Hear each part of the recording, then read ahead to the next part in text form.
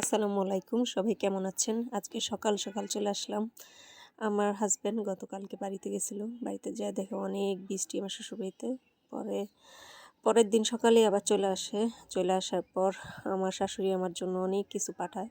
আসলে আমার শাশুড়ি আমাদের অনেক ভালোবাসে, বিশেষ করে আমাকে বেশি অনেক, মানে তার নাতিন আমি। তো এই যে আমার শ্বশুর গরু পালে, গরুর দুধ দিয়ে দিছে, তারপর ইলিশ মাছ দিছে 7-8টা, মাঝারি সাইজের, অত বড়ও না। তারপরে হচ্ছে এক এক পলি পুরাই মনে হয় একটা রাজহাঁসের মাংস কীভাবে কাটবো এর জন্য কাইটা কুইটা সিলা দিয়ে দিছে। আবার এই যে তাল দিল একটু, মানে যা যা পারে সব দিয়ে দেয় আমার শাশুড়ি।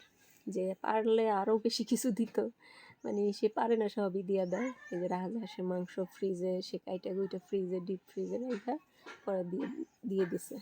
তারপরে এই যে পুঁই শাক দিছে আমার শ্বশুরের ক্ষেতে। আবার হচ্ছে কচুর কি বলে এটা, আমি এটার আসলে নাম জানি না, অনেক বড় ছিল। তারপরে চালের গুঁড়ি দিছে এক পলি, মানে প্রায় 2 কেজির মতোই। তো এটা মনে হয় ওল, জানি না আমি আসলে এটার নাম কি।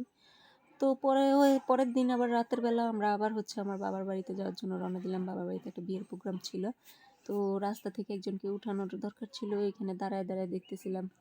ওই দিন 4টা বাজে পৌঁছানোর পর দেখি যে আইসক্রিম বিক্রি করতেছে। পরে আইসক্রিম নিলাম একটা। আর সকালে রোদ দেখতেছিলাম, ভালোই রোদ উঠছিল। আজকে এই পর্যন্ত, সবাইকে খোদা হাফেজ।